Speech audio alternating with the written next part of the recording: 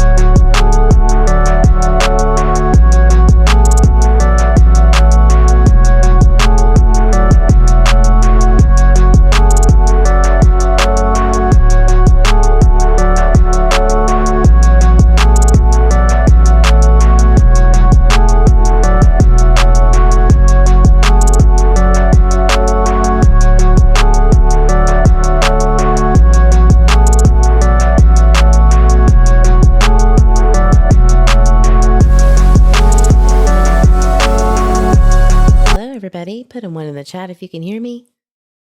Go ahead and hit that like button while you're here.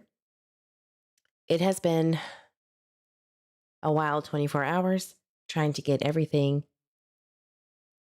put out there that I feel is important. Yes, of course, there's always more to review, but I think that those two separate Twitter spaces were important for people to kind of understand where I was coming from at the point of when I came on board with the Michael Vaughan case on YouTube. So it's been a heck of a ride, that's for sure. And then to hear about an excavation in the backyard in November of 2022, it was quite alarming, but also I was hoping that answers would be provided for the family and for Michael's justice. And we're still kind of in limbo, it seems. And so that's kind of where we are. If there's any questions, if anybody did not watch the Twitter spaces that are divvied up into 4 parts from December 19th, 2021, please, after the live, go check them out. You will learn a lot and have questions. And then watch the March 10th, 2022 spaces where a lot of people are just asking questions and there's not really a lot of drama, just, firsthand experiences about the case, people who have spoke to detectives, things like that. And to me, that space in particular was very eye-opening because of, getting the background of the full side of things, what was going on before, during, and after Michael's disappearance. So it's very important to kind of get that background because there are things that are spoken on regarding the case of, when was Michael last seen? Who saw him last? When was it? Which has been the hardest thing to really clear up to this day. Hello, Mr. Eve. Good to see you. Let me say hi to everybody. Give me one moment.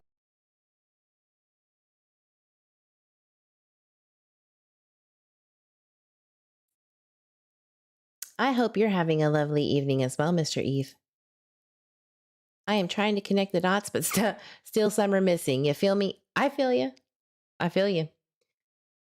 Hello, Brett. Good to see you. Hope everything's going well. Hello, Miss Rubug. Nay. Now watch me whip. Good to see you. Hey, Daphne. Glad you're here. So, J. Marie, so glad that you can make it today. I hope you are able to rest as much as possible. Mazakeen, good to see you. Me. Hello, me. Hey, you. Jeep. Violet, good to see ya. Archangel, all right. I'm seeing my normals, my regs. Archangel, good to see ya. Nico, I'm so glad you're here. I love people that have a lot of questions. Chris, good to see you, hon. Shani, my boo. I made it. Got a quick shower though. Awesome. You can play me while you're taking a shower. It's okay. You don't fall asleep though. That's not good. All right, guys. So what are we going to talk about? Well, gosh, I have been getting a lot of messages from people that seem to either have spoken with Stacey Wondra or are asking questions, things like that. Some emails that were kind of, what are you trying to do? Replaying that was traumatic, blah, blah, blah. Well, again, the reason why I replayed history was, first of all, that was closer to the time of Michael's disappearance, within the 4 to 5 month range when the mother, the mother of Michael Vaughan, Brandy Neal, and Tyler Vaughan spoke on Twitter Spaces. If you don't know what that is, it's kind of like just a thing on the platform that you can have group discussions with, no matter what the topic is, and you can request to speak and things like that. People can ask questions with a tweet in the thread. So the reason why I'm going over those things again is because, that was, again, closer to the freshest knowledge and explanation from, those who are closest to Michael Vaughan. And I think it's important to kind of hear what she was saying, hear what Tyler was saying. Very rarely did he speak, but he did speak a few times about questions that were asked on the December 19th, 2021 Twitter space. So, those kind of make a little half puzzle, if you will, of a basis of where they were at the time, which was not really all that much. And so from December on, that's when things were kind of really muddled, and things just got crisscrossed applesauced. There were, blatant lies. There were just from a lot of people, not just like from people around Michael, but just there. It was getting chaotic. It was getting dramatic, and so when it hit the YouTube streets in January and February, March of 2022, it got really heated. And here we are today. Now we have 4 suspects, no charges. One was the one that was related to Monkey was dropped in what was it, April of 2023. Failure to report a death. I made a video about the information as surrounding that case, which was a woman who had overdosed on her own accord, allegedly. And since she was in the trap house, the people that were staying there, the drug dealers, told them to dispose of her because she had overdosed on his supply. And it really kind of shook me because there was plenty of other cases, 2 or 3 other cases that they could have used if it was like for case comparison. For instance, one was a nephew who knew about what had taken place of a murder and helped dispose of the person, the woman, and he was guilty of failure to report a death because he knew about it. Not only that, he destroyed evidence, right? And so the problem there is that there's not a lot of cases where there is no body. They had a body with the drug overdose and with the domestic violence homicide. In this case, there is none. We haven't found Michael Vaughan. So they can't, it's very difficult to charge someone with failing to report someone who has not been found. But I think that, in my personal opinion, I feel like they jumped the gun. They really thought Michael Vaughan was going to be there. I think they really did. And, this is the problem with, if it's just a false confession or a confession, whatever it is, I would hope that there was more. I would really hope that there was more evidence, legit evidence, not like planted or, made up or false tips from outside sources. I would hope, geofencing data or some kind of piece of DNA or something like that. That is 100%, this is what it is. And we just don't know that. We have no idea. There's no updates on it. We do know that Fruitland Police did speak with Brandon Shirtliff and Adrian Lucian about, what was it, if at least a month after the excavation, maybe 2. So, I mean, they have spoken with these people. Now, that doesn't mean that they have, gotten what they wanted out of them, but they did get in contact with them. And so I don't know why people are still going after them. Like, you're wanted. That's I haven't heard anything so far that they're still wanted. They were just wanted for questioning. So here we are, just sitting around. I don't know what their plan is. Nobody does, and we're not going to know. But it's kind of alarming because you're just sitting there wondering, how is this affecting everyone, especially the siblings? What are they going to do? Maybe they have a plan. I don't know. Maybe they're now discussing more with the family of the plans. I don't know. I keep hearing and seeing just, trust in law enforcement, just wait, it's coming. And maybe they're right. Maybe they're right. But I don't know what's the difference between yesterday and today. What are they needing? Right. So, going back to those Twitter spaces, there was a few things that were mentioned in the live, in the chats, that were great questions. And if anybody remembers their questions that they had, if they reviewed it, please put them in the chat and let me know. Please do so. You can @ me so it'll pop up for me. I see you. I see you. Hello, hello. Hey, Kiko. Oh, me too, Eve. I know they had already talked to them. Just common sense, right? Hey, Nikita. I'm going to go watch on TV. Ooh, awesome. Don't fall asleep. It tends to be an issue. So I got my beep beep. So Kim French says, whatever happened to the cell phone tower dump? Well, I'm sure that they maybe had to fight for that information.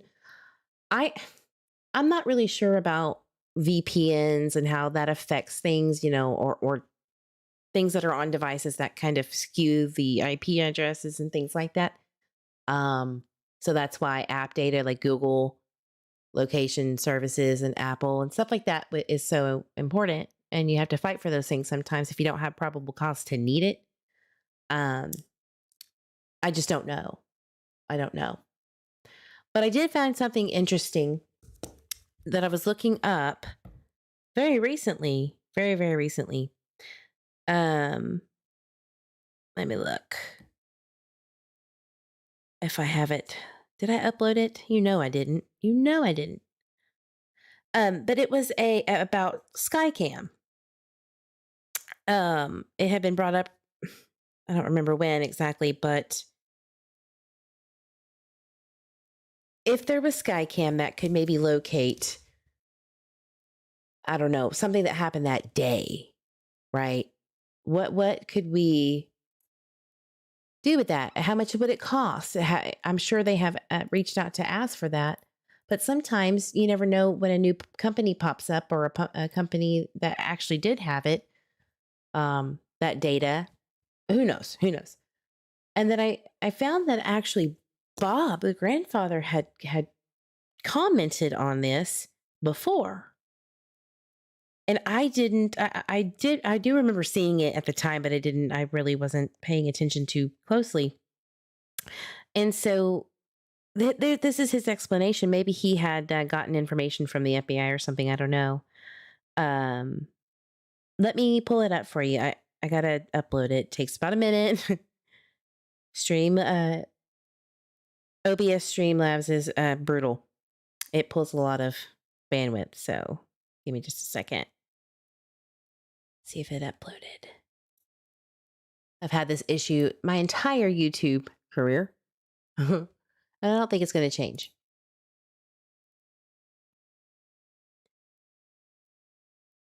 Let's see.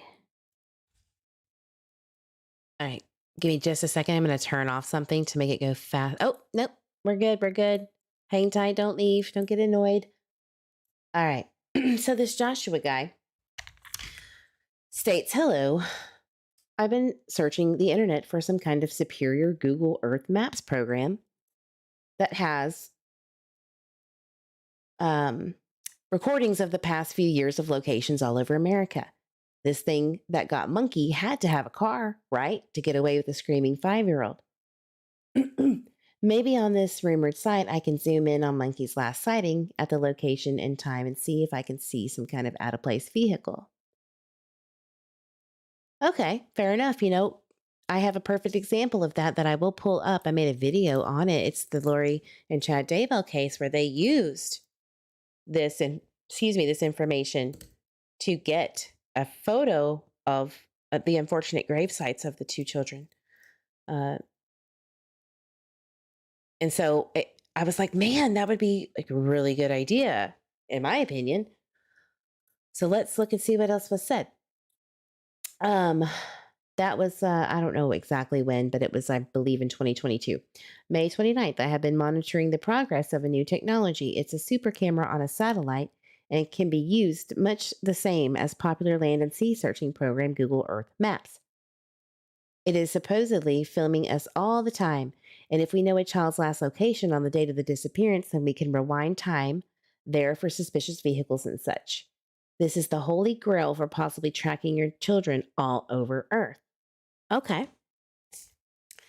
I see. And I wasn't aware of what this was. I don't know what he's talking about, except for that I know that they do have sky cams. I don't know if he's talking about a specific technology. I don't know. So I'm going to pull up the rest of the conversation. So this Lisa states, so how can it be used? Well, with Google Earth Maps, a person can zoom in on any place on Earth, even down to the street level, where you will see the fronts of houses, right? I know that. All of the sleuths out there know that. We are in people's yards all the time, digitally trying to find this baby. So, if a camera of this nature, there would have to be multiple satellites for mounting the camera. If they had memory bank and took pictures of Earth every, say, 10 times a day or more, well, if you zoomed into a neighborhood where a child was last seen, advanced technology would all you have to watch the missing child's last moments before captive, and you might see the perpetrator or their car. Didn't make a lot of sense, but anyway. This person, Joshua, says, please tell me who Monkey's grandfather is. And I guess he just didn't know who that was. Fair enough. I mean, it happens. Maybe he didn't research enough.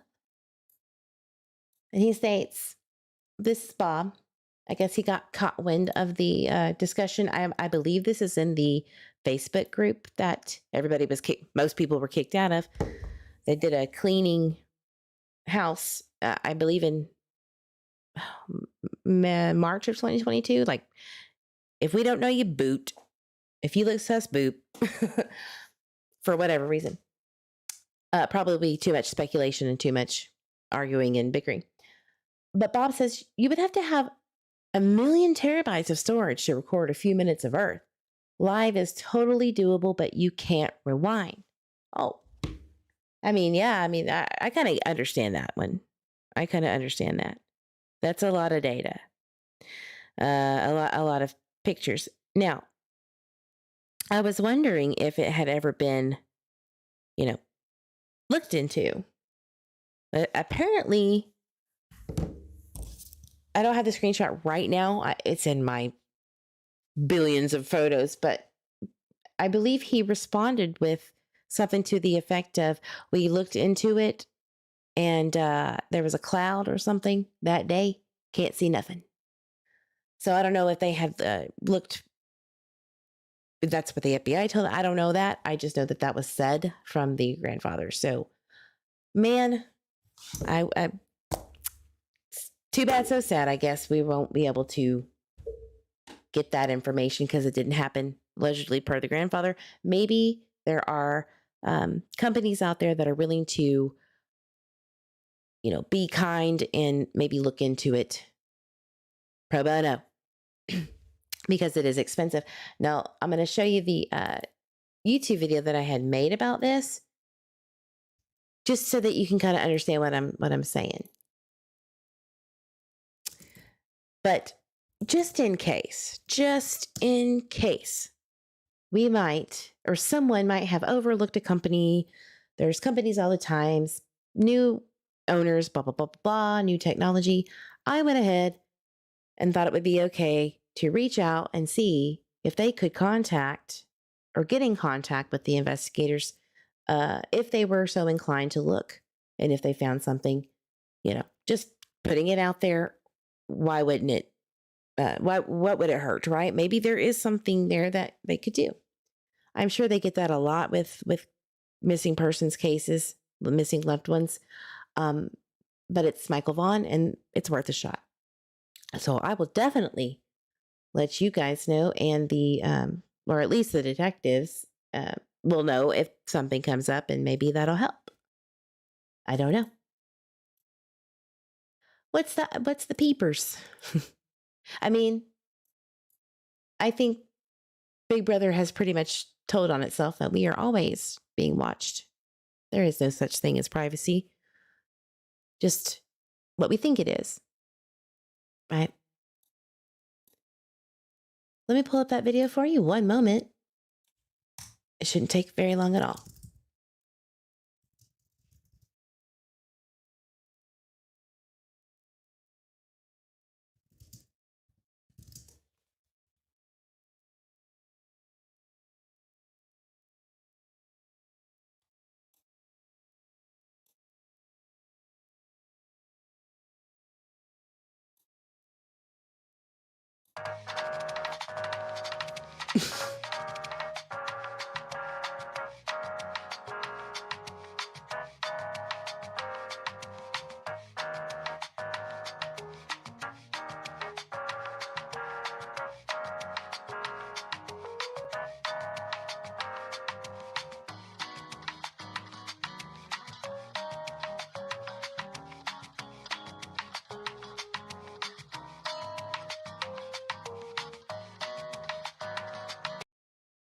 I found it. You thought it was going to take forever today like normal. Well, it didn't. Not today. I'm on it. Kind of. A little bit.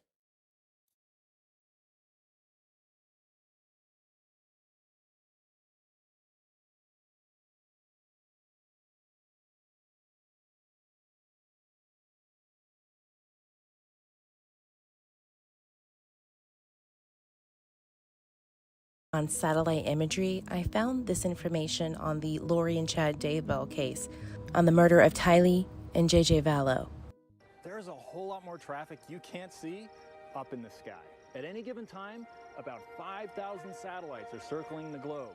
Most are for communications or are peering out into deep space, but hundreds of them are turned right back down, looking at us. We have satellite imagery that goes back to 2000. Meet Katie Nelson, self-described geospatial ninja and co-owner of Apollo Mapping.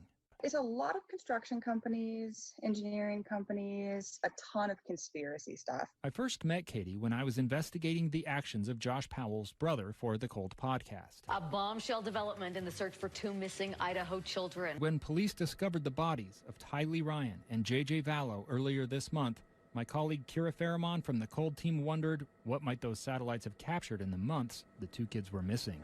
What we found were dozens of images taken between September and June by different satellites at different heights, times, and resolutions. We needed to whittle it down. The affidavits give us a timeline of the police and the FBI investigation. We knew Tylee had last been seen with her brother JJ and Uncle Alex Cox in Yellowstone National Park on September 8, 2019. Then came the release late last Friday of this police document showing how investigators traced Cox's movements using cell phone data. It showed him going from Yellowstone back to Rexburg, where he and Lori lived in neighboring apartments. At 2:42 a.m., Cox left his apartment and went to Lori's for nearly an hour. Then at 9:21 a.m., his cell phone pinged on the property of Chad Daybell, where it remained for roughly 2 hours, just to the east of the barn where police 2 weeks ago discovered the remains of Tylee Ryan. A lot of heavy hearts. With that timeline, we went back to those satellite images, and one stood out from all the others. A picture of eastern Idaho taken at 1:30 p.m. on September 9th, 22 hours after Alex Cox left the Daybell property. We bought a copy of the picture. Zooming in, you realize only so much detail is visible in a photograph taken from 430 miles above the earth. What we can see are the Daybell house, the barn, the pond, and a cluster of dark pixels at the same spot where Cox's cell phone pinged, and Tylee's remains were found, likely showing ground that had recently been disturbed.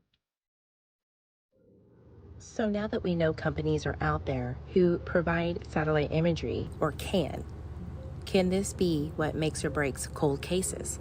And how difficult is it to get that information? Private investigators seem to be using this more and more to help with their investigation, which eventually may turn into evidence. So I wonder if law enforcement is going to acquire their own way of getting this data more efficiently, more timely, and on their own dime.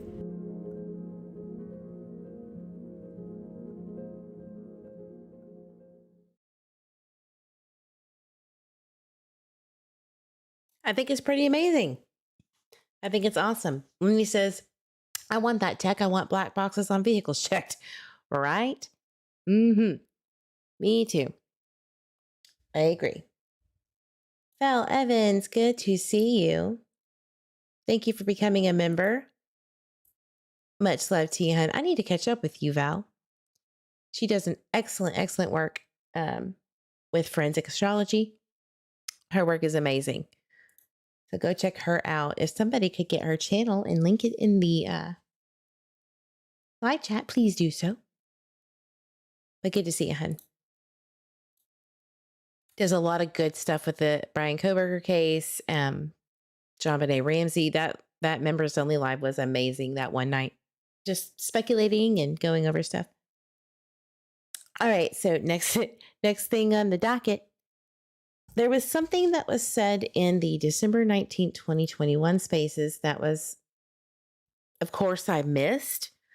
You always tend to find new things when you just listen, even if it's the 700th time. Because, the more that you research and the more that you know, sometimes it's just that random one thing that you never thought would be anything. And then voila, there you go. So I'm going to open the Twitter spaces and kind of jump around the topics. Maybe open up the live chat and see what was said. I think that might help.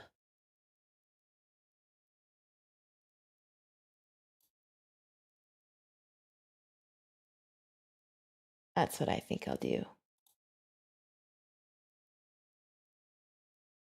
Someone tried to dox me or tried to say that I was from this area. And I was like, yeah. And if you go to this restaurant, you can have fun, good atmosphere, and do the honky tonky. The do-si-dos. I don't care. God, they just really think that they can get at me. It just doesn't work. All right. Live chat, replay. And I think it was the Pizza Man. That was always a fan favorite to talk about. People from all of the local car dealerships coming to the police department to help them identify over 400 vehicles. Correct. Okay. And that's where the scent ends. So he wasn't at the park. He was never at the push pad, which is the same thing. He was never there. Yes.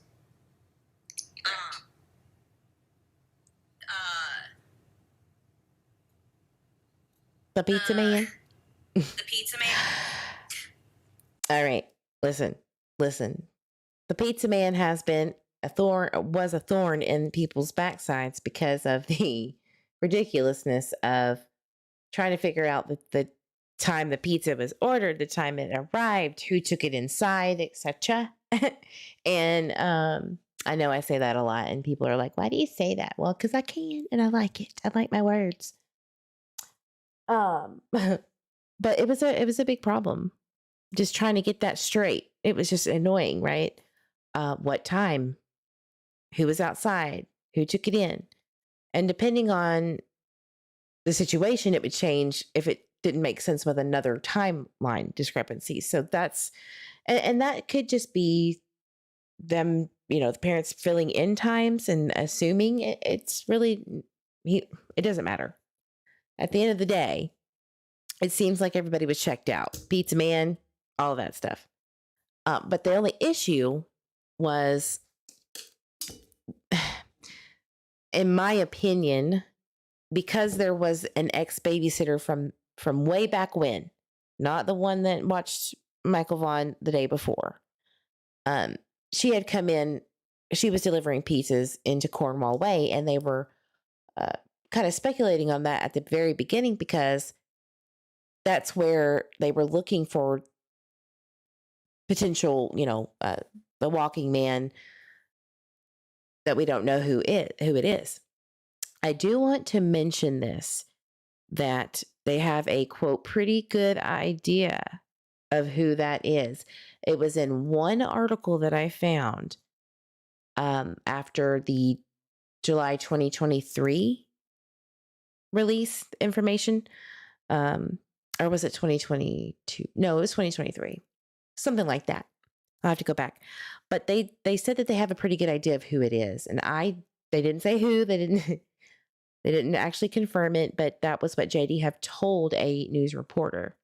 And I would really like to know if they actually did find out who the walking man was, because everybody is saying that it's Brandon Shirtliff right now. From my understanding, it is not.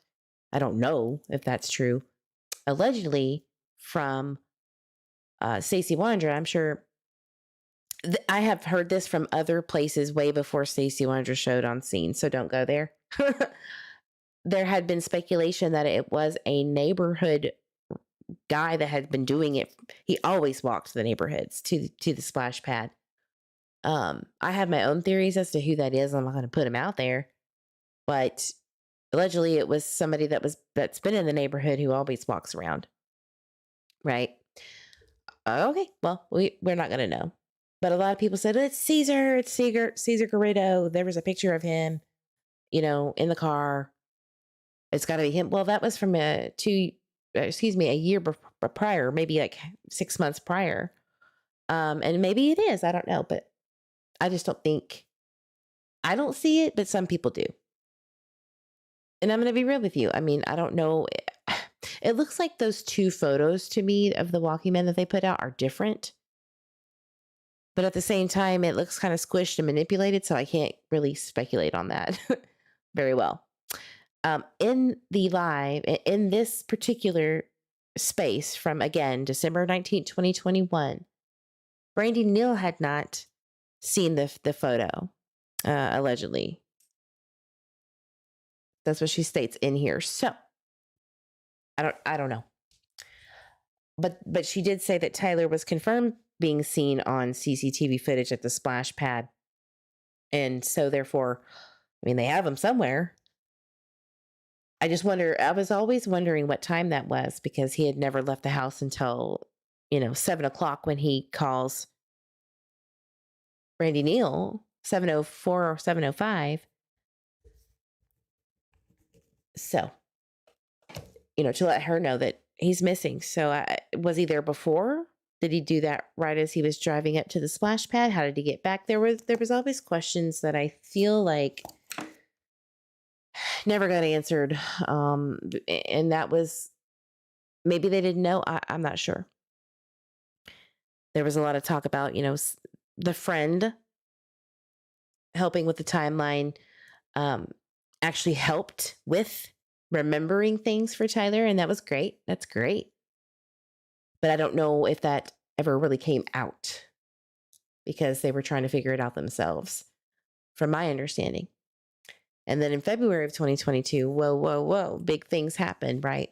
Miranda rights were being read, DNA was being asked, and I don't know what steamrolled that into where we are now, but investigations take many different forms and they can go completely different directions at any point in time. So there's really no reason to speculate too hard on it. Just know that it did happen.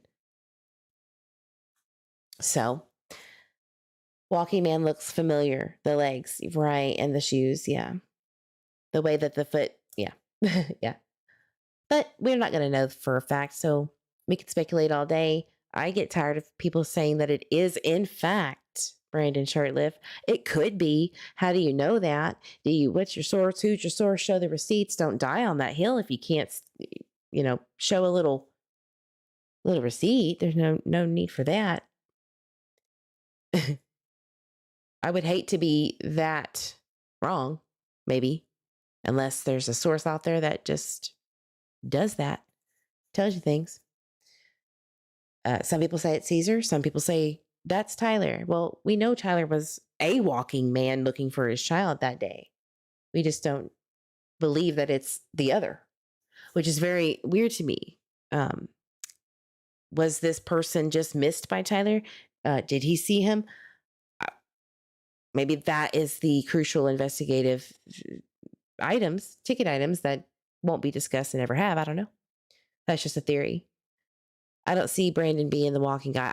I honestly don't see it either. And from my understanding, from not just Stacey Wondra, but 2 other people that I spoke to who were at one point very close to Brandon Shirtliff, that is not that's not his style. And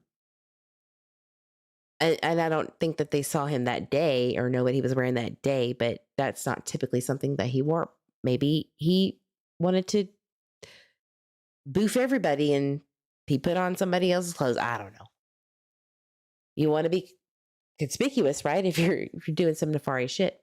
But I don't see this. So again, I covered the December 2021, or maybe it was January 2022, where everybody came out and said, no, excuse me. Sorry. It was December 2021, where Christmas was coming up. No one had any idea what happened to him. The public needed to bring more tips. Because if you notice, that's the wording in 2021 and into 2022. It's, we need the public's assistance, bringing in what you've seen, bringing in those tips. Not to mention in August, or excuse me, in October of 2021, it seems like the Nick Mick lady was being hated on left and right for some drama. But she did an interview that stated, that she spoke to Huff, and he was basically kind of confiding in her for just a brief moment and said, why are we getting information from the same people that we have been speaking with, and they change, new information comes about. And I always wanted to know who that was. And we're not going to know, but I've always kept that in the back of my mind. Because could it have been one of the 4 suspects? Could it have been somebody else? It's very hard to know with that little information. It's just odd. I don't remember the guy's name, but his first name was Caesar, and he was an odd guy. Caesar Garrido. That's what you're talking about. Excuse me. 103 degrees that day. 103 degrees. Wait, so the picture of the guy walking isn't the dad looking for Michael? Well, no, I mean, they're not to my understanding. Maybe it is, maybe it isn't. Are we going to really know? I mean, think about it like this. There are people that said that they have seen Tyler's walking picture, which I don't know what he was wearing in that photo, if they did see him, or maybe they just alluded to the fact that that's just not him. I don't know. And this is somebody that was speaking to detectives early on. I never really got that clarification that they saw different outfits. And maybe that's something that they can't speak on, but I don't think that it was pushed as, do you know this guy? For someone to say, oh yeah, that's this person. Or I mean, excuse me, that's exactly what they were trying to do. And it's really hard to see. And I think it was purposefully done so because, good God, the walking men photos are awful. And they look very, very pixelated. They suck. They suck. And I think that there is plenty of technology out there to make it look better than that. And that's just my opinion. So billboards, we had the jogger, the vehicle. Let's just take a listen to that since we're on that topic. You know, I used to babysit him, right? Like, but they're figuring out where every single one of those cars were and that Honda Pilot is the only one they have yet to been able to identify. Which is why I had said something to the people that had the timelines where they were asking for the Blue Avenger and then the Jogger, because they both came forward, correct? Correct. Well, funny thing about the Blue Avenger, they actually didn't come forward. Fruitland PD finally hunted them down and found out it was a teenager, and just kind of, well, I figured if you wanted to talk to me, you'd come talk to me. Like, seriously, dude? Your parents weren't like, hey, that's your car. Why, let's go tell them, hey, yeah, that was you. You turned right onto Whitley. We're going to a friend's house, or you just dropped off a friend at Hidden Meadows, and we're headed. So that right there, I'm so glad I played that because I forgot to write it on my list of things to talk about. So they live in Hidden Meadows, but they dropped a friend off to then skedaddle to come then back into the neighborhood where they live. Let's listen to that again. Oh, I figured if you wanted to talk to me, you'd come talk to me. Like, seriously, dude? Your parents weren't like, hey, that's your car. Why, let's go tell them, hey, yeah, that was you. You turned right onto Whitley. We're going to a friend's house, or you just dropped off a friend at Hidden Meadows, and we're headed home. Thanks, dude. They wasted all that time trying to figure out who you were when you could have just said, yeah, that was me. We went out and played basketball. They verified that, their alibis, all the kids that were in that car, they verified that alibi. So there are multiple kids in the car. They, and this teenager in particular was, I believe, a high schooler. And I do know, maybe I can't prove it 100% because that would be, I just couldn't do it. But trust me when I say that I'm very confident that this neighbor is in Hidden Meadows for sure.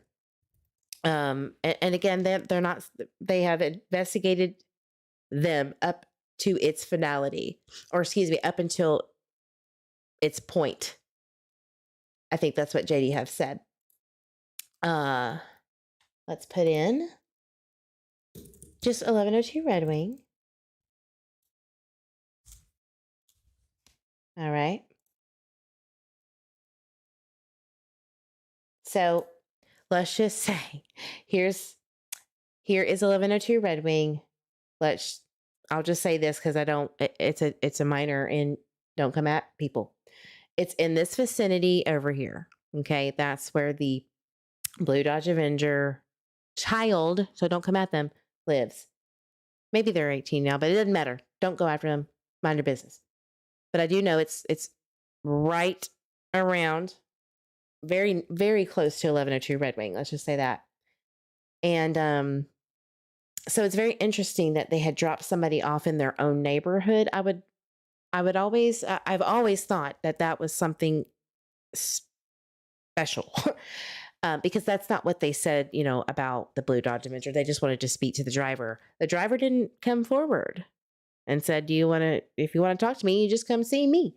And I don't think that's not cool. Like maybe teenagers are just assholes like that, but I don't know.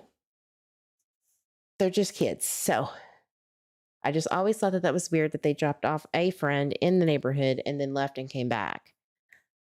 Right? So maybe I misunderstood that. Maybe I am misunderstanding that. All right. And the Honda Pilot is somewhere on the opposite side, in my opinion. I think that's my opinion. Because, by the way, the Honda Pilot did come back at 8. Was it 8:12 or 8:42? I don't have my notes right here. It's been a minute because honestly, the Honda Pilot is such a thing. But it did come back into the neighborhood after MJ disappeared. So I just wanted to let everybody know that and came back into the neighborhood where they live.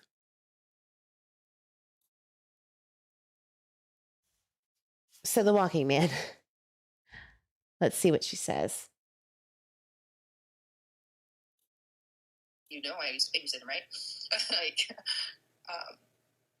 But they're figuring out where every single one of those cars were and that one. Hey, that's your car. Why, let's go tell them, hey, yeah, that was you. You turned right onto Whitley. You were going to a friend's house, or you just dropped off a friend at Hidden Meadows, and we're headed home. Thanks, dude. They wasted all that time trying to figure out who you were when you could have just said that, yeah, that was me. We went out and played basketball. So it sounds like they actually dropped off. She might have gotten that wrong. I don't know. But I think maybe they had dropped somebody off and then went home. Maybe they were on their way to play basketball. That's right. They were on their way to play basketball, or maybe they were playing basketball, dropped a friend off at their home, and then came back. That's what I'm assuming. They verified that, their alibis, all the kids that were in that car, they verified that alibi. So, and then the jogger did come forward. Yeah, he was like, yeah, I was jogging. Yeah, I remember that night. That was me. Yeah, let me show you my sleuthing abilities. I don't even think the Tweezels believed me when I said that I found the jogger. Maybe. Potentially, allegedly. And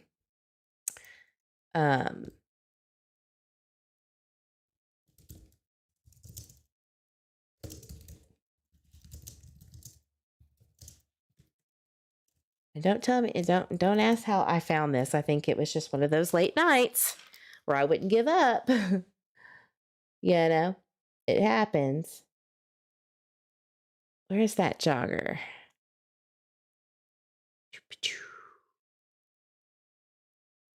I think I had to Google it to find it. I'm gonna find it.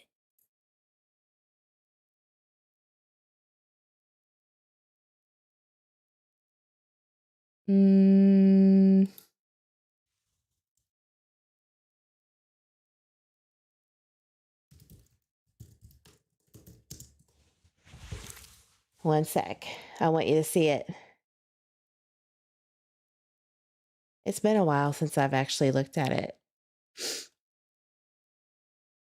I don't remember watching any of these videos. Have you ever gone through your videos like that, like your history? Crazy.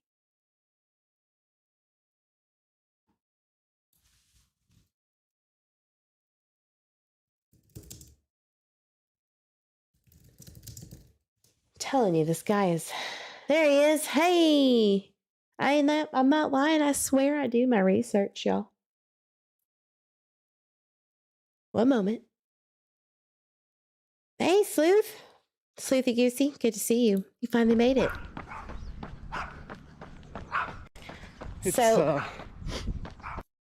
So dark bearded man, shirtless at the time, I believe, jogging through the neighborhood. I think this is the guy. It's a little cold for me. I can't feel my lips. I can hear myself talk, but I can't. Let's see. I think he goes near. Hold on. Yeah, it is a little. It's about 13 degrees morning.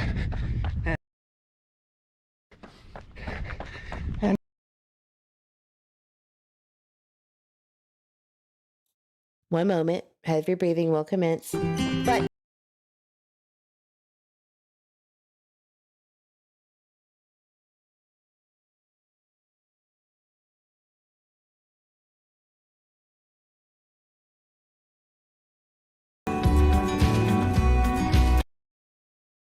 So there is the, I think this is Northwest 2nd or Beatrice, or maybe 1.5 Avenue. I could be wrong, but I think it is back there. I think it's the back roads. I remember the sleuthing the hell out of these areas. I'm pretty sure it is. So I am almost positive that this is more than likely the jogging man because of the description, and I did reach out. So The man that was walking. let me see the legs. Kiko, go. Yeah, no, you're fine. The Honda Pilot and the man, I haven't even seen a picture of the man. So everybody keeps asking that, I don't know why they're not doing that. I don't know why they haven't released a picture, but maybe because they're saying, they're not suspects. I'm not sure why that all is. What was one of the other questions? Oh, the cell phone tower dump stuff. So she was saying that the cell phone tower dumps, because Lenny had asked this earlier, you have to get a search warrant, and they're very hard to get, I guess, if you don't have a reason or a probable cause to. I don't know how. I mean, typically the FBI has pull on that. I don't know how it all works, but I do know that you have to subpoena those records for specific people, and if you want a data dump, you got to have, something from the court saying so. From my understanding, Idaho is kind of different. They do things differently, and I don't know. Maybe the FBI. That's maybe why the FBI has that kind of pull. One, bless our country, you have to have warrants. Warrants take time to get cell phone tower dumps. You have to fight to get those cell tower dumps. Yes, good point. People were getting annoyed about Nick's eating through this. I felt so bad because I didn't know who the person was that was behind the recording. And I was like, I don't know. I just know that, it is what it is. Don't focus on it. But it was mentioned that it was the recorder, the friend of Randy Neal, ex-friend, Crystal, and it's not her. It was a misunderstanding. Sorry about that. We apologize. I didn't catch it until after the fact, so it's all good though, baby. It's all good. Because of privacy acts, which, in my opinion, my child's missing. Nobody has privacy at all. That's my opinion right now. Afterwards, everybody can go back to having their own little thing. That's fine. But there can be, what did they say to me? The FBI told me upwards of 10,000 cell phone IP addresses attached to one cell tower. 10,000. That's a rough estimate. So tracking all of, okay, this person lives here. This is their IP address. This is their cell phone. Do you imagine? There's 200 homes here in this little area. How many different devices? Yeah. And I mean, I guess that's something to worry about. Like, that's a lot of people. It's going to take some time. Understanding people's rights it is what it is. I mean, Idaho is very, get off my lawn, you son of a bitch. This is my property. Don't be flying your drones around here. I'm going to shoot them kind of folks. They're, that's just how they are. It's Idaho. So. Boy, caught on a ring door camera about 35 minutes from here. And it was dark. You couldn't really see his face, but his mannerisms and same body build, same hair, and I freaked the hell out. I swore it was Michael. And so someone, I believe it might have been someone in the chat who found a screenshot of the person who actually saw, or it was her kiddo from Caldwell. And so that was already established. That is a true story. They had torn up that house. There was also an incident, unfortunately, where a psychic, now let me tell y'all, psychics, the locals and abroad, you're going to have to calm it down. If you have changed your stance more than 20 times, if you have come up with new theories more than that, more than 5, let's reel it in. We don't know what happened. It didn't come. It's been almost 3 years soon. Let's just take it easy. We don't know. No one knows the full extent of this, and it is muddled and crazy on purpose. So the theories have got to kind of calm down on, especially in my comment section, because I can't keep up with it. I only have a few brain cells left after this case. I would just appreciate, I think everyone, Fruitland PD would appreciate it. So no slight against anyone, just that's the truth. It's made it difficult, I would say. So there was a comment on Facebook. I'm pulling it up now. Right meow. That I thought was very interesting. And it was about police knocked on every door in our subdivision for 2 days. Okay, so this is this is the person with the child. Let me just do this one first. The one that I just talked about, or that she was talking about, Brandy Neal. They had this info from the beginning. Police knocked on every door in our subdivision for 2 days, starting at 11 p.m. after MJ was missing. They asked us if we had seen a little boy in a t-shirt and undies. This had been overheard by someone close, and a lot of people were attacking her for repeating that information that she was just simply overhearing from maybe police. Caldwell police did help search for MJ in Fruitland. So I think that things were crisscrossed applesauce, and Brandy believed that it was MJ on this camera because it was hard to see his face, allegedly. And so I feel really bad for the babysitter who had to go through that hell just for speaking on something that she had heard and that had happened. Like, it's not a fault. It's not a lie. It happened, and it got really spun into the babysitter being so suspicious. I mean, they were after her ass from the jump. And I'll tell you right now, that is a fact. It is true. Even after getting her not really officially cleared, but getting the detective in an email to tell her that she had not been a person of interest since September of 2021, when they took her devices and cleared her, basically, or didn't find anything. They still went after her. Oh, Nicole, you remember that? Yeah.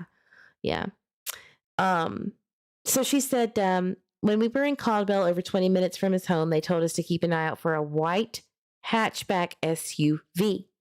This is what really threw me for a loop when the Honda Pilot was being spoken on, because, it was supposedly from the Hidden Meadow subdivision, because it came back into the neighborhood at 8:12 or something like that. 8:42, 8:24, one of those numbers. They came back around 8 to 9, okay?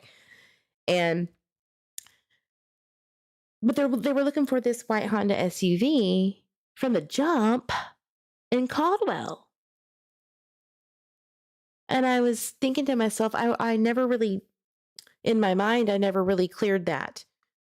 And I was always suspicious of that. So let me continue with what it says. They asked which houses on our streets have kids. They said they had a photo of a boy on a Ring camera, and that's what they had to go on. Seems strange to put that many boots on the ground and not share that information unless they were just following early leads. They even stopped our daughter at the subdivision exit since her brothers were in the car. But they thought they were obviously older boys. She asked if they were looking for Michael since we had done research that evening before, and they just said possibly. They couldn't confirm. Weird. Very strange interaction that I've never really understood that or closed it in my mind. So somebody asks, they were already looking for him 20 miles away by 11 that night? What led them to look for them in your specific neighborhood so far away?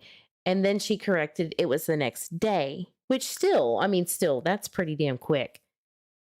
We didn't even know about the case. We had no idea why they were there. They didn't have good answers, and I asked a lot of questions. A missing 5-year-old is huge. We checked all our cars, back of trucks, under the bushes. We didn't know he was lost from somewhere else. We thought they meant he was in our neighborhood. Maybe he was. I don't know. Maybe that was the Ring camera lead. They said the camera footage was from someone they had been on vacation, and they called it in when they saw it when they got home, which makes sense. But they never confirmed the footage actually came from Caldwell. I've been following this ever since. This is too close to home. That's a big statement. They said the camera footage was from someone that had been on vacation, and they called it in when they saw it when they got home. I was under the impression, that it was a neighbor in Southwest 8th, 9th, or Hidden Meadows, but it was spun into Caldwell. I'm not really sure about the details. It's been so long since I've looked at that. 2 days of cops knocking on doors. Yeah, that's nuts. That is nuts. So I always wondered, okay, is Caldwell a point of interest, and how did they know that so quickly? Did they know somebody was in Caldwell that was close to or around? I don't know. Maybe a tip just really sent them on that wild goose chase. It tends to happen in these cases. Excuse me. Oh, of course not. No, he would not have gotten on foot so quick. No, absolutely not. See, I thought it was, I agree. I thought it was someone on live. Maybe she explains it. Let's listen. Come to find out, it was not Michael. It was another little 5-year-old boy that likes to wander. And this was a lady, she was on vacation actually, and she sent it to the Fruitland Police Department. And this was in Caldwell. And the Caldwell Police Department, when after I said, that's my son, ripped that neighborhood apart. Caldwell. And okay, so that's why. Now we know. She was like, that's him. Go get him. And it wasn't. But that is still very quick. Very, very quick.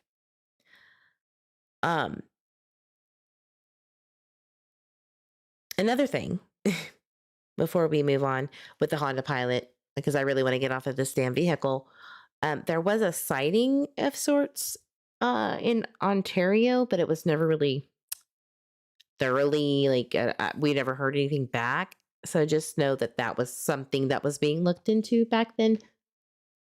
Unsure of if it has anything to do with anything, but that was something, a point of interest.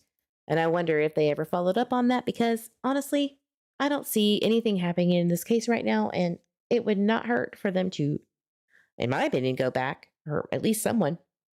Because you never know, especially as a local, you never know what you didn't know what to remember until it happens. It happens in cases where they reviewed an old case that they had heard about in their community, and somebody went, shit, I was there at this time on that day. I do remember it now. You never know. Gas station sighting, right. Mm-hmm. It was something on, I think somebody, or maybe the babysitter, heard it on one of the guys' radios that the Caldwell police officer had. I don't know. Yeah, the gas station sighting, wild. Oh, yeah. But obviously it wasn't Michael, or they would have seen it on, seen this child on CCTV footage. I do think that it's very interesting that there are people close to a detective at Fruitland PD who is, has family that is close to a very, very non-credible source of information that's being kind of circulated out there. The people that I talk about when I say be careful and vet your sources, because they are literally acting as some of these people and reaching out to suspects. Just be careful. I'm sincerely concerned that these people in Vail, Oregon, just down the way there, are supporting these people and are tight with them, who, again, are family with a detective. And maybe that's the problem. Maybe this is just too one-sided. I don't know. I'm not sure. I think that there's a lot of things that need to be, in my opinion, just looked at again. That's what I'm doing, and that's why we're here, right? It's pretty close to Boise.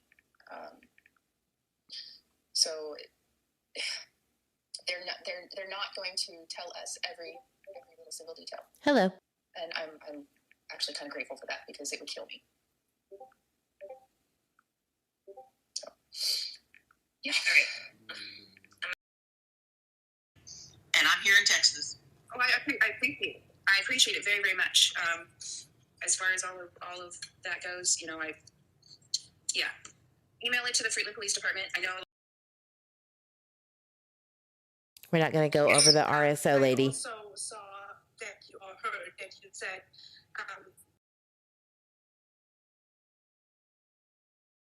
little earth and saw your house, and there's one door right next to the garage, and you have mentioned multiple times.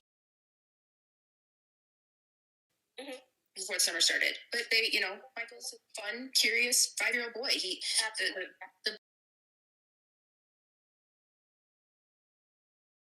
Sorry, it's a little laggy today, but we're going into Bob.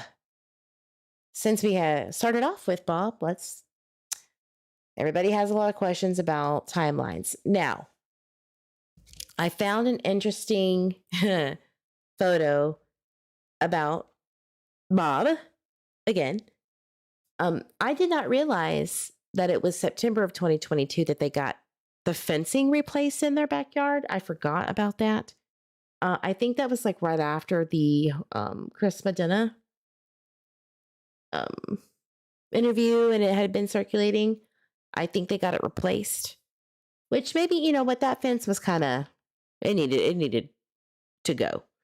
It just looked very old and needed some help. And maybe that was because, you could see in the backyard if you were just at the right spot at the right time on Southwest 8. But you probably would have to be on foot to see. But I always thought that was interesting. Maybe it just needed it. Maybe that would have been safer for the other children in the home. But the other thing that I noticed was that there was a conversation going on between Tyler's sister, and I'm assuming it is somebody, either the ones that I am talking about who portray things as they aren't, in the community, vet your source people. And from my understanding, Grandpa was very concerned that the FBI had not pulled security footage from the place that he was eating at, the establishment that he was eating at. And their biggest concern was, if they're not looking into his security cam footage, they're not looking into the babysitters, which they absolutely did. We know absolutely for a fact that they had,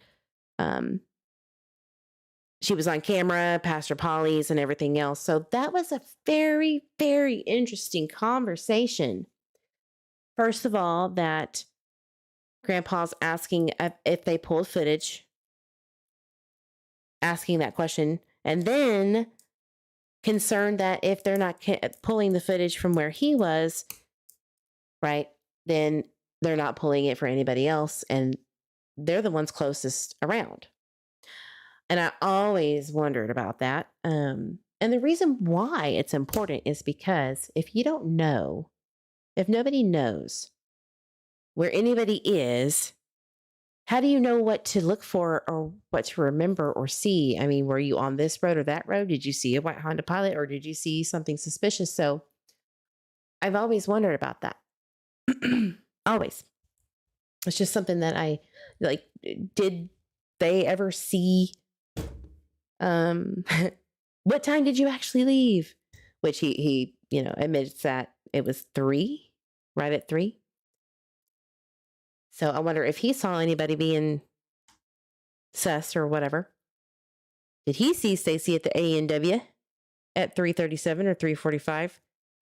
From the location data, that was not fudged in any way, shape, or form, which is right next to the Albertsons that Brandy works at. That blew my freaking mind, because from my understanding, from what I've heard, break time or lunchtime was coming up. And the call to Tyler, I believe it was FaceTime, where all of the kids were there, faces in their phones, which I don't believe could have happened because I don't think older sister was home yet. I could be wrong. Maybe I am wrong. But sister didn't see Michael. It was said that Michael was there during that phone call at, what was it, 4:13. So what I'm trying to get at, and I'm not trying to throw shade at all, I promise. I'm just saying I'm trying to make sense of it. Did Stacy stalk out the Albertsons? Right? Which I highly doubt. I'm not saying that. I'm just saying those are the thoughts that are coming to my head. How are we connecting these people to Michael Vaughan? What were they doing? Right? Well, we know he was at the A&W around the time of break time or lunchtime for Brandy. And I've always wondered if maybe, just maybe, this taxi business, there's something there. There's something going on. Did this taxi service, did somebody that day that he took somewhere had potential knowledge of, or maybe in fact has direct knowledge of what happened to Michael Vaughan that day? Maybe indirectly they did not know they were transporting someone who did some bad shit, or maybe have harmed or taken him somewhere. Maybe that's what they're looking into. It's not unreasonable to suspect that. And quite honestly, I'm tired of being told, don't say that, because that is a completely normal thought process when you're a sleuth in this case.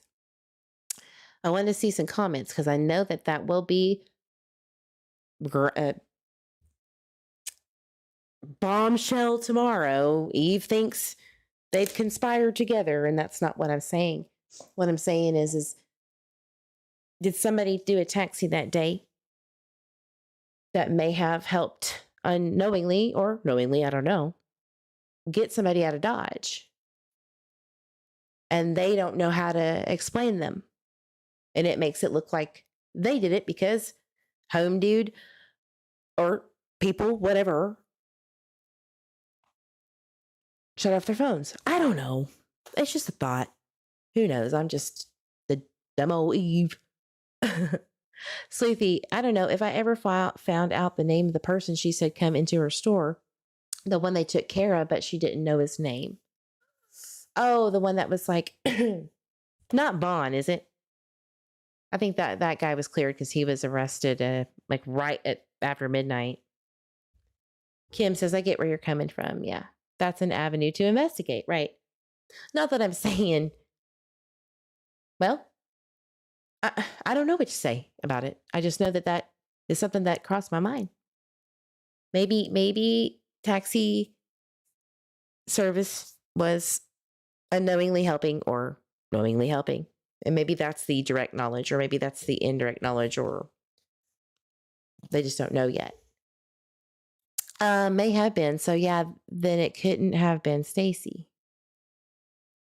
Trust me, if my child had been taken, I would know where everyone was at. Lenny, the timeline to me starts back before 3. You said it. Val, I think, excuse me, Monkey left this earth when he wanted to play a game at his home and it was told he couldn't, and then had a temper tantrum. Yeah, I mean, sorry, I'm having allergies today, of course. Allergy problems. Gotta love that ragweed in Texas.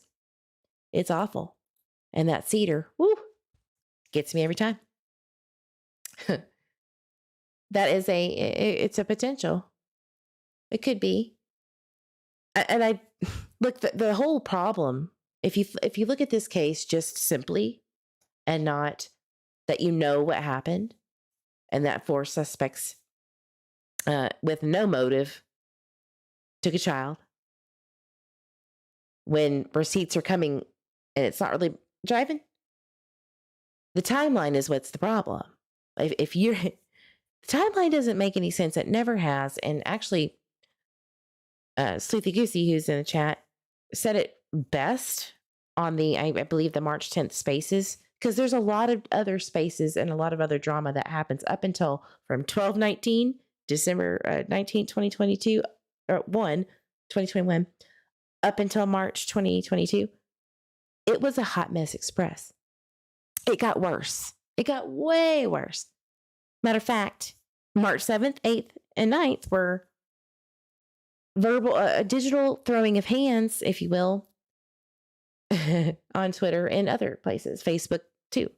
And I just, because the timeline just was so muddled that the only thing that people could do is be frustrated and take it out on each other, because nobody had a freaking clue. And I think it's because, like Ashley said on the March 10th spaces, I don't think y'all are looking at the right times, but okay, to the detectives. And maybe they know that already. Maybe they're smarter than we think, right? They are detectives. Maybe.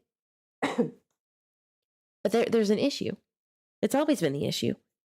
So if they're looking at, let's say, Stacey Wondra at 1:30 at the splash pad, and he's at the A&W at 3:30, which is right across the street from where Randy is working that day, you have to ask yourself, what did they think, or what are they thinking went down? Is there a connection to a taxi ride that took someone somewhere that is connecting all of this together, even though they're not connected at all? Does that make sense? That makes no sense at all. 6 people, keeping it real. 6 people and 1 baby moved in and out of a house is a busy house. It is a busy house. Oh, I know he wasn't seen on camera, but there was said to be 6 neighbors who saw him. Yeah. And he was walking around knocking on doors, but that eventually turned to only 1 person, which was the neighbor across the street. And I believe that was the one who saw him lose his flip-flop. I'm almost positive that was the last, which kind of, yeah, that was on March 7th. Spaces, which nobody has. We've been looking so hard for it. They say Michael didn't go to the splash pad yet. He never went to the splash pad that day, because I know that for a fact, and here's why. You can go right now to Facebook. All right. And you can go and search for missing Michael Vaughan. And there's a lot of people that kept up with the updates from the very beginning all the way until now. And there's a specific woman. I think her name was, it was an Agile Homes business right off of Whitley that had a building that had a camera that could see 360. And it didn't see Michael at all from 5 onward. And I'm sure they pulled it from earlier. But from at least 5 p.m. onward, they said there was no sight of him when they looked at the footage. All right. I'm going to see if I can find her. Here it is. Wow. Boom. Everyone, please check your cameras if you see anything. We have already checked the Agile Homes cameras from 5 p.m. until we saw volunteers coming out with flashlights, which is probably around 7, probably later than 7:30, because 911 was called at 7:21. Juanita showed up at 7:25 with, Elise was there when Bob came at 7:25. How did she get there so fast? Did we ever figure that out? I just question. So from all that time, 7:25 on, I would assume 7:45, 8 o'clock is when things really start hitting the pavement. Or the drainage area behind the splash pad. They did not see him. And this camera looks over the field and overlooking Highway 95 and unfortunately found nothing. Now, I don't know if, excuse me, I don't know if nothing means,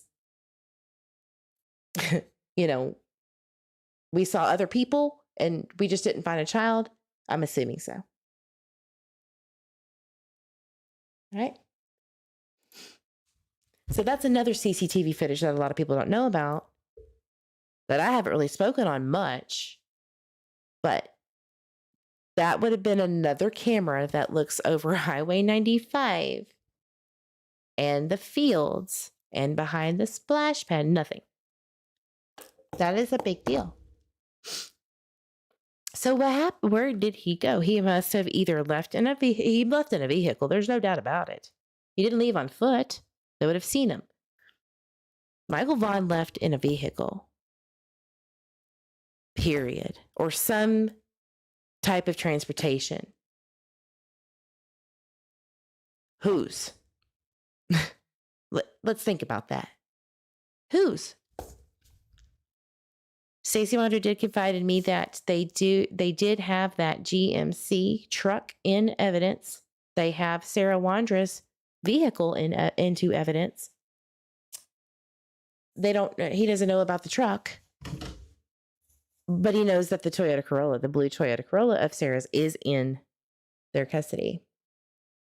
So I guess that would be Payette, actually, who houses, I think, the vehicles. So what about the neighbor? Let me see. I got a lot of questions.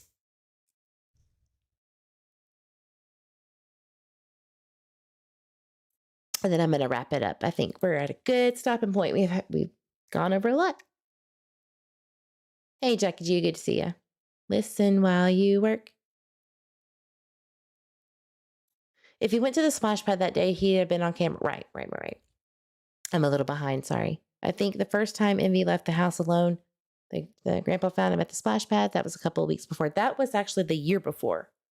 So that was a year before he went missing. He had followed older brother to the splash pad. I don't know who was watching him that day, but it could have been Tyler, I believe, because Brandy said that she didn't find out until later about that. So I'm assuming Tyler. And Grandpa was driving into the neighborhood and saw him, and I think he went home and then came and got him. One of those things. Either way, Bob was the one that found him and gave him a good stern talking to and whatever else. That's where his scent was last detected per TS. Wilted. Who's TS? Sorry. What vehicle did Sister leave in again? Well, I believe, Jacob's fam, I'm assuming. And it was allegedly a green car. Allegedly. It was the stepfather, I believe, that picked her up. I don't know who that is, though. Like, I don't know. I mean, I don't know for a fact that the green vehicle is of anything. Yeah, but what kind of car? Like, I heard it was like a Honda Civic, like one of those bright green, but I could be wrong. I don't know. I do know that someone close to the person may have a Honda Pilot, maybe, I don't know. Is the sister on security cameras? Yeah. She was seen walking through the splash pad. It's been said so many different times. I'm not even going there because it's really, I don't know. But I think Ashley said 3:45. There was a recording that's Brandy said 4:48. So anywhere between 3:45 and 4:48. It could have been 4:13. I am not sure. That she was seen walking through the splash pad, though. That's known. That CCTV footage picked up, sis. What time leaving her house? From 7:35 to 7:45. That was stated on a few different platforms, but it was a question and answer session with Mean Girls or whatever that was, Round Table. She left at 6:50 from the home. Yeah. Yep. So again, let me just reiterate older sister's timeline per her Brandy Neal's mouth. 7:35 to 7:45, Brandy takes older sister to color guard. She comes back at anywhere from 3:45 to we'll just say 4:45. Seen on CCTV footage per Brandy. And that's when she walks in. She gets startled because Tyler thought she was Michael playing hide and go seek per a friend and Ashley.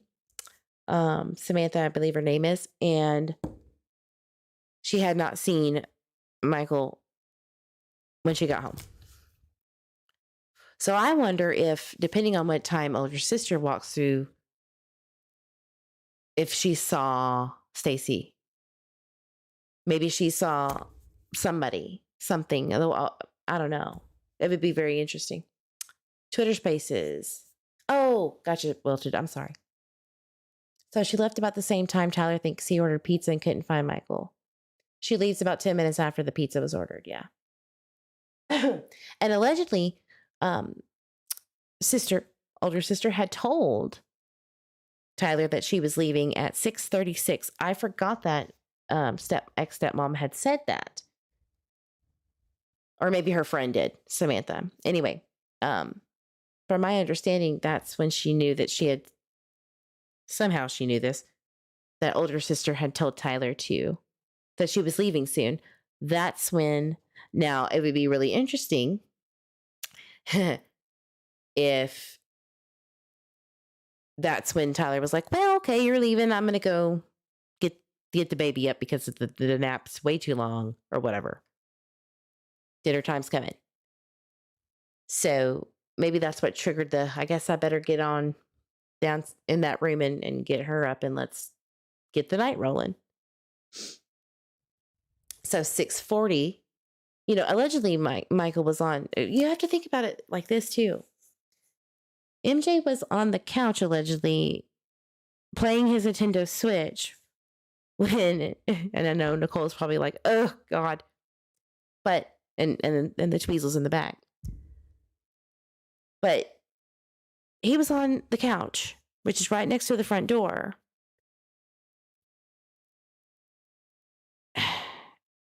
She didn't see him.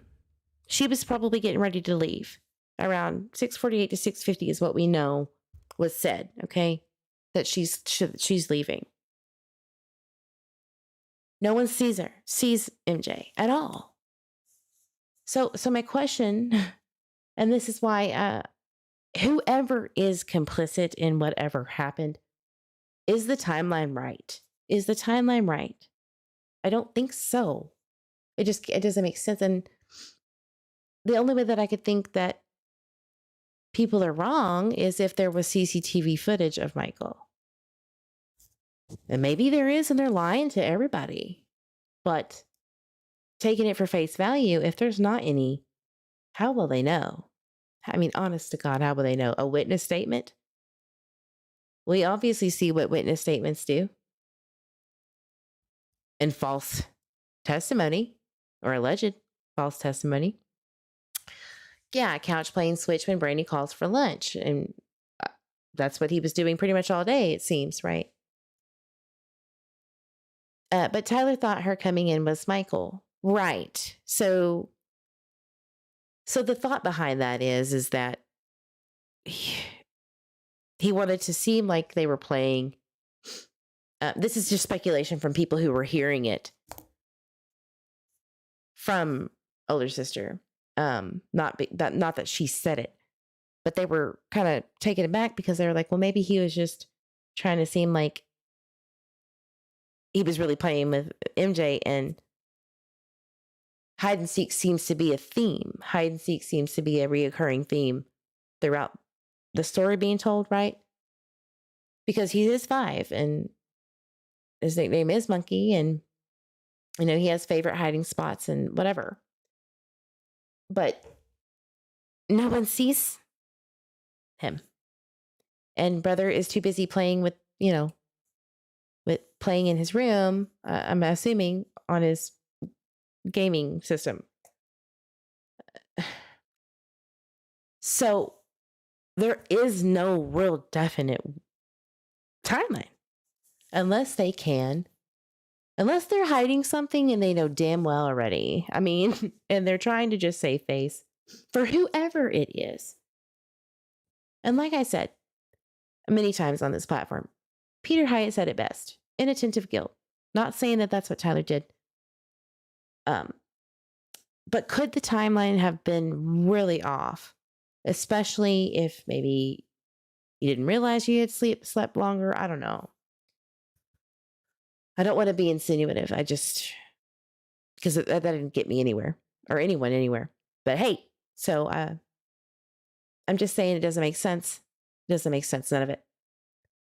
Still doesn't to this day after excavating a whole backyard. No charges. It's almost 3 years coming up for not just Michael Vaughan, but Summer Wells. And they are similar, no matter what you want to say. They are very similar in the circumstances of how they vanished with nothing, with no trace, nothing. That's the truth. Unknown vehicles, witness testimony that don't mean shit.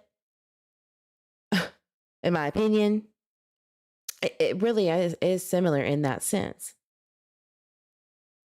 Tyler thought daughter was coming back and was Michael. Yeah, so that was a detail that he had forgotten about unless somebody said it right then. They thought that there was a camera in the house. I think there was a little bit of, what's the word whenever you are suspicious because something came up and you're like, who was watching me? So they thought that there may have been a camera in the house that somebody was watching them, knowing their every move, I guess, was the consensus. But really what it was that they didn't expect older sister to tell other people about this situation. And he forgot about it, meaning Tyler forgot about it until somebody mentions it because it came across the grapevine, if you will. Does that make sense? I hope that I'm clear as mud. I don't know how to explain it any better. I mean, I have the recordings. I just obviously not the best time to do so right now. Karen, Matt, and YouTubers have turned both cases into a circus. You excluded. Well, I think that I have let the drama infiltrate what I was trying to do this whole time, which is what I'm showing you now. Like, if you look at my very first live, I basically did the same thing, going over the Twitter spaces that had already been previously done, letting everybody know something's up. Keep your eyes, on the prize here to help get tips in for this boy, because when I see a case like Summers and Michael's, before I ever came to YouTube, there is a certain vibe that it gives, right? Haley Cummings was one of them. My very, very first one that came into my psyche and kind of stayed was that one. And Kaylee Anthony, the Kaylee Anthony case. So there are some times where they just don't jive. They don't feel right, look right, and all that stuff. And so that's why I felt like it was important to try to clear up as much as possible, because it was not happening on Twitter. And it got worse. I'm relatively new to your channel, and I like the way you present facts. I appreciate that. I appreciate all of your support, guys. I really do. It's been a really rough road the past 2 years. It really has. But it was worth it. And I understand those that could not continue. Like, I get it. I get it.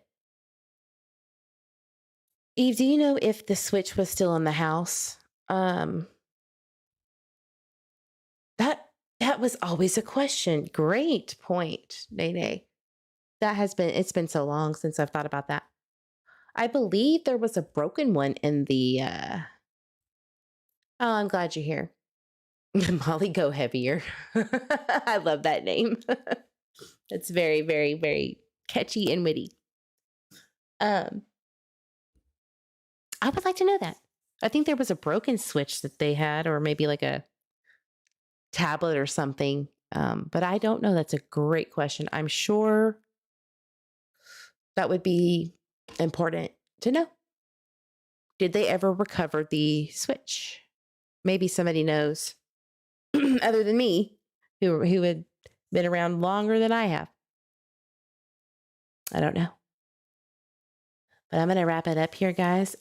I am starving. Haven't eaten yet.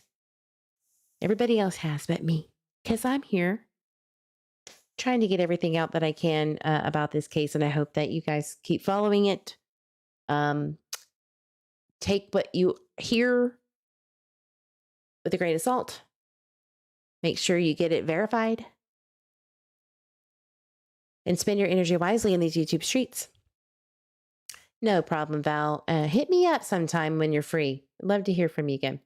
Other creators was the drama and clickbait wanderers at the beginning. Yeah, maybe. We'll see.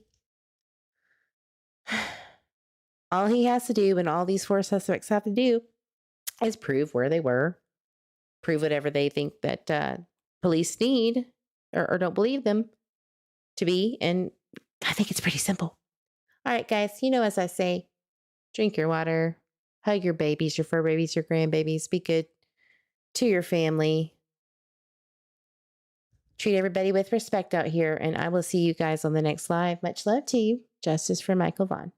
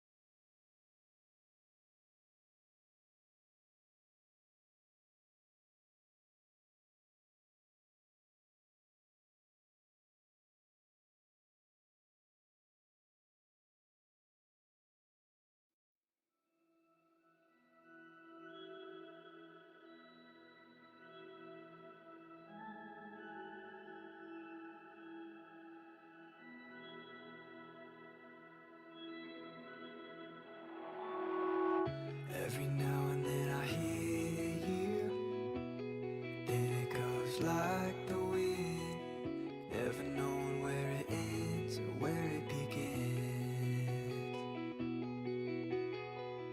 Underwater I can hear you, talking like a ghost again. Every now and then I hear you say, hey son, hold